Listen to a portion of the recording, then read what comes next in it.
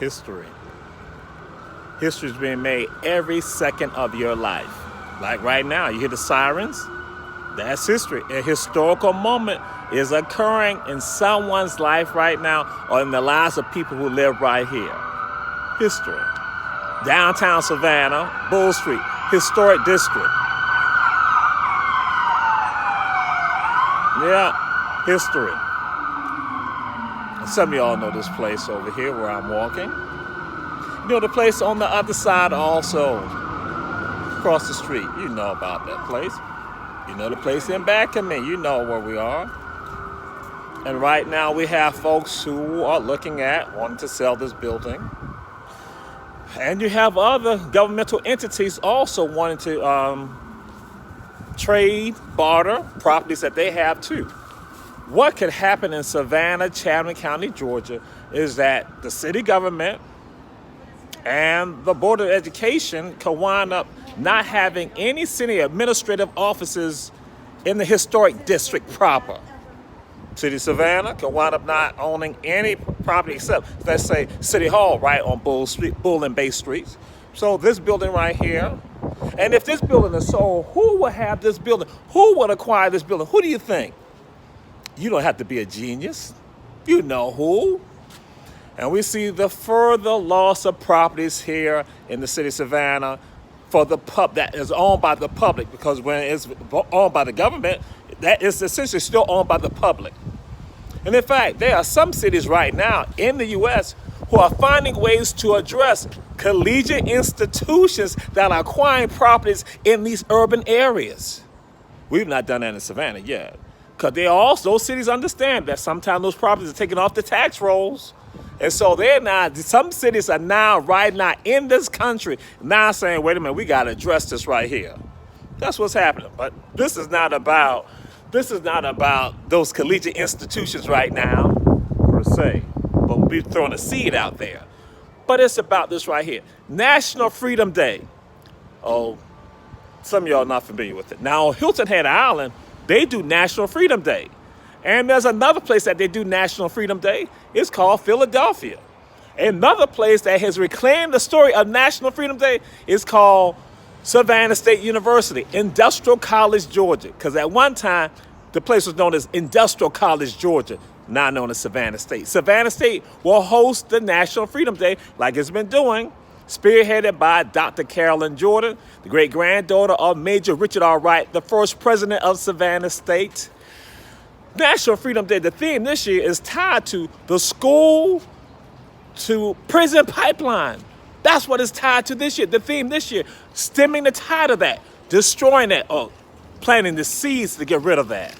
Yes, that's what's happening this year. National Freedom Day, just some background. National Freedom Day is the first federal holiday inspired by, originated out of an African person's thought and ideas. Not Dr. King's birthday. National Freedom Day, done by Major Richard R. Wright, the first president of Savannah State University, saying that the freedoms of this great country should be tied to all people. Yeah, National Freedom Day. So that's what happened. Getting the school, the prison pipeline, stemming the tide, getting rid of that, knocking that out. And somebody's not with me. I tried to reach him, but again, he's doing things. Our commissioner from the 6th District, Jay Jones, he contacted me about a matter that somebody else had talked to me about last month, 2019. That somebody else had talked to me about in 2018. People had talked to me about this issue, this matter. We all had these conversations, or some of us. I have to let you all know this. That Savannah State University at one time, or Savannah State College, had the teacher's education program. You got degrees with regards to becoming a teacher. That program produced black teachers throughout the entire region, not just the state of Georgia, but throughout the entire southeastern seaboard and even going to the northern part of the United States, in the Midwest. Savannah State produced black teachers across this entire country. But then something happened called, which the nickname I give it is called the bad PR campaign, called desegregation.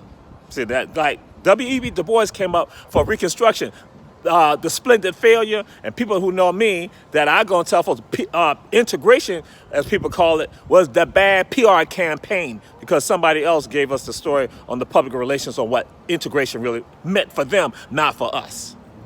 But back to when integration occurred, desegregation, the state of Georgia now is trying to plan on how can you desegregate Savannah State College and Armstrong State College. So the plan was hatched to now send the Teachers Education Program, which was the larger program, from Savannah State to Armstrong, and then send the School of Business from Armstrong to Savannah State. So then that meant that the schools would be desegregated. Now what happened, those of you who know the story, you know for a fact, African Americans left from Savannah State and went to Armstrong. But Caucasians did not leave from Armstrong coming over to Savannah State. Did not want to come to Savannah State. That's the history. I'm not telling you anything new. Many of y'all know this account, this story. So they didn't come at all to Savannah State. But the School of Business did decide to ostracize itself from the rest of the school. And those of you from Savannah State, you know that's what happened. See, one of my degrees came from Savannah State in the School of Business. Ooh, I said one of my degrees. Also, I should share this with you. At Savannah State, it was not unusual for folks to have double majors, to graduate with a degree in one area and a degree in another area. One person who led the charge for that, her name is Mary Torian. Oh, Torian Auditorium, yes, the dean. Mary Torian encouraged, in particular, African-American females, when they were majoring in business, to get another degree also, because she said there's going to be a ceiling right now that you're going to hit. This in the 60s. And so you need to have another degree to back you up. Yeah, Mary Torian, that y'all go inside her auditorium. Not even understand it, because she understood we're not going to let you get stopped at that glass ceiling. We need you to have something else to augment who you are. So at Savannah State, it was not unusual for folks to have double majors at Savannah State, double degrees. And those folks said, Jamal, when we left from Savannah State, when we went to these schools that we're not teaching, guess what? People looked at us and said, y'all are exemplary regarding the type of teachers that we need to have in our systems. So yes, Savannah State produced teachers that were the pinnacles of education with regards to education. Savannah State College. But that began to change.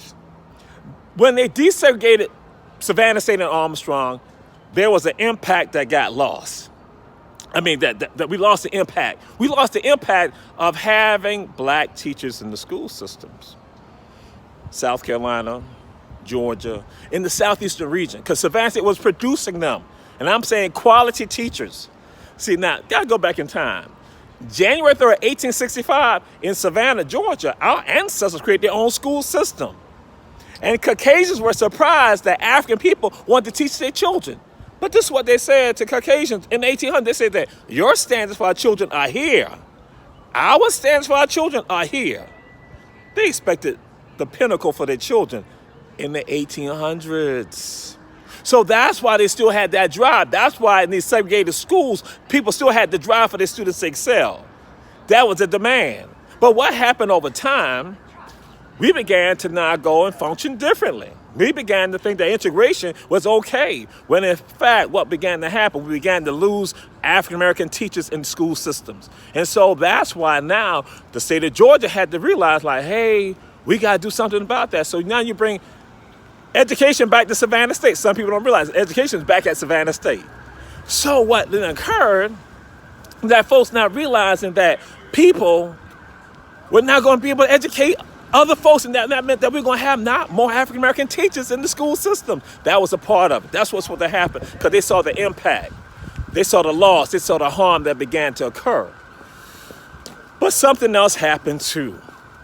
When we now desegregate, we now lose male teachers of African descent. And some of y'all know there's a test that's been out there, or questions posed to folks say, how many black male teachers did you have while growing up in the educational system of your life, the educational systems in your lives? How many have you had? Some people say 0. Some people say 2. A lot of people say they're only the first African-American teachers, educators that they saw that were males, the first time they had seen any of them was when they were in college. So from primary to secondary, they never saw black men as teachers, as educators. Yeah, it was other people. So That is a part of the legacy of when they did what they did. We began to lose those role models in the schools. Because I had to say this. That's why in Macon, Georgia, in the 1990s, Macon, Georgia, one, I can say the Alpha chapter and other male organizations there in Macon, Georgia said, Jamal, we got to send males, black males, into the school systems so our children can see black males reading. Because where some of these kids are coming from, based on the stuff from the 60s and the 70s, the damage that was occurring, destruction of families, that they didn't see black males reading in their families. So that's why they made a conscious effort to make sure that black men were in the school systems right there. That was in Macon, Georgia in 1990s. And they took the position, those men in Macon, Georgia, they said that we have to produce young men because our daughters have to have people they can marry, men they can marry. That's what they said in the 90s in Macon, Georgia. Now, what has happened, some people also say, we're going to stem the tide with regards to this one. Children are not seeing black men as educators. We're going to stem the tide because we're going to then help them with regards to they need to have role models. So that's when you saw some of these programs coming about, these programs for these young males. These young males are now having programs for them, like at Andrew B. Williams School, one called Young Men of Honor.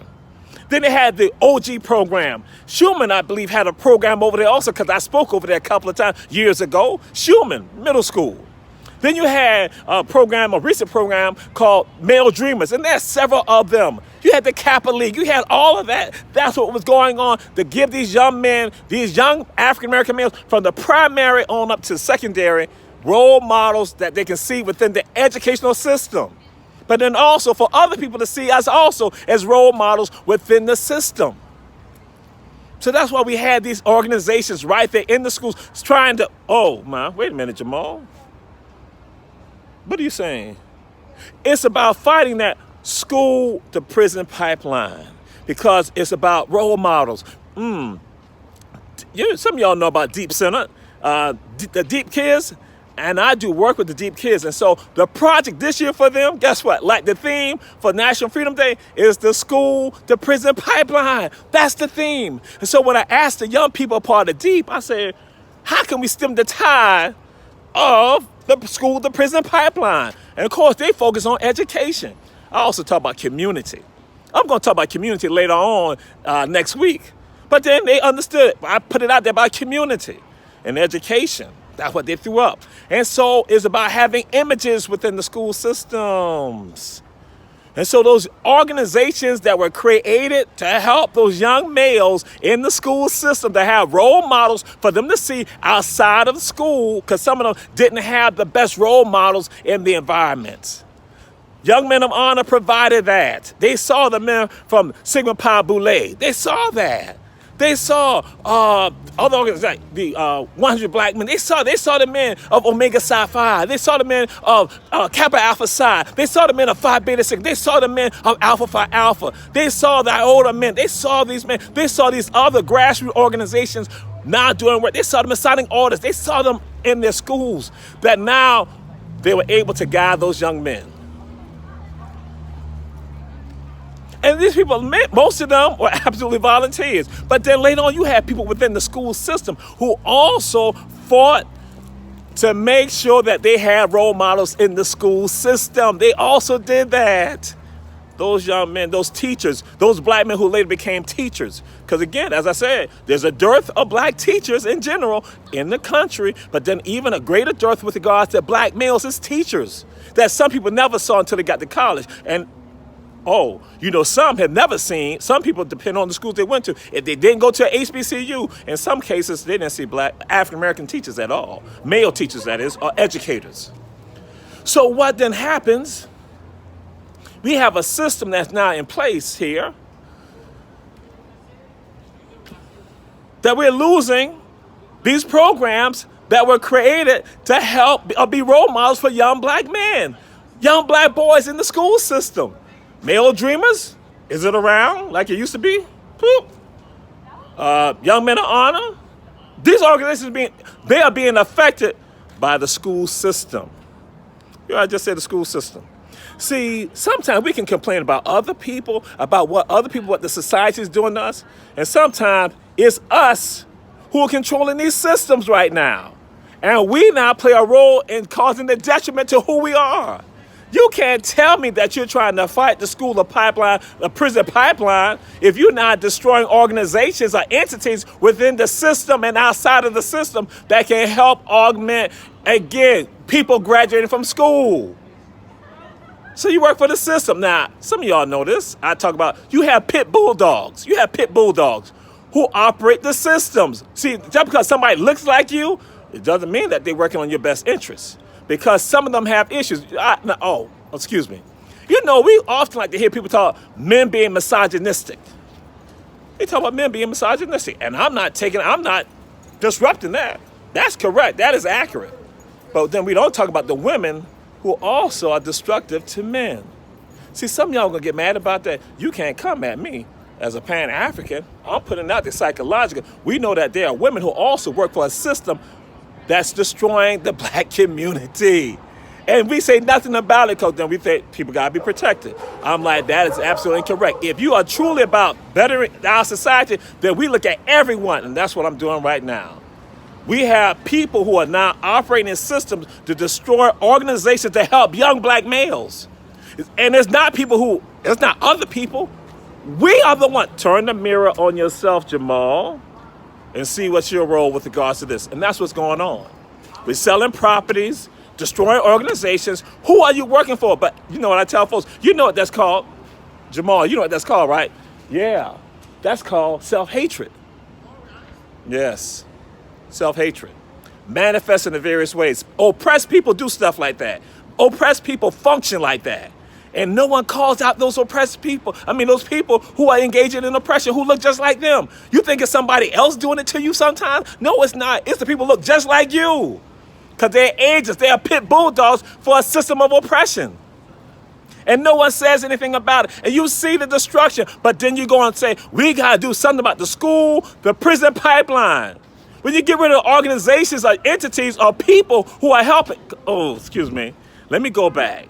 Sometimes these organizations or these groups, those young boys, those young teens are admiring the young man or the man who's leading the group because they see the personal investment that they had put into it. Oh, you heard I just said, the personal investment of that person who decides to work with those young males, those young people see that. They see that capital of that investment of love that they have for them. And that is something that now transfers from them onto those other people, to those young people. But we ignore that because of our egos. And I'm saying this to black women, you can't say that you love black men if you're working as an agent to destroy and harm young black boys. Black men, you can't say that you love black boys and love black people if you work as an agent to destroy black boys. You can't say that. None of you can say that. It's a lie. You think you can get away with it. That's why we have to be here to plant the seeds. So I'm saying to you right now, those organizations that were there in place where black women are proud of black men and black boys, and they try to secure those black boys to become wonderful young black men, we need to work with them. Those black men who are out there working hard to bring up young black men to be positive role models so that now when they graduate, because the objective for all is for them to graduate and get degrees and get diplomas to become citizens of this nation that are doing great things. But see what has happened? We have forgotten. We come to the oppression. Oh, some of y'all know where I'm at right now. Savannah Theater. Now, black folks, some of you don't know this, but you see this right here? This was the entryway for us to get inside the Savannah Theater. This right here. This is how you, they have it blocked off. See how you don't know your story? This was the way that black folks could not go to the front of the Savannah Theater. They had to go up the sides up to the balcony. And what's going on right now? We got black women and black men putting our young people in the balcony of the prisons. Yep. Because you're not standing up for it. You're not protecting organizations. You're not trying to encourage them to be a part of those organizations for your own selfish gain. And you think that we're going to be silent about that? We're not going to be silent about that. It's time out for that. As I keep telling folks, you know what time it is here. We got to make these changes for the better if you're truly about it. And that's why I say, black women, if you get mad with me, I don't even care, because you don't want the truth. You can't handle the truth. Black men, if you don't like it, guess what? I don't even care, because I will no longer tolerate you all doing the stuff that you're doing and we all being silent about it, because that's our church member, that's our friend, that's our family member, that's our neighbor. That's my sorority sister. That's my frat brother. That's my schoolmate. They're not helping the next generation of black folks to excel. And that's when we talk about, here go the deep kids understanding pipeline system to prison. Here go young people understanding that they got to fight against that system. And here go the adults betraying them. Peace and blessings.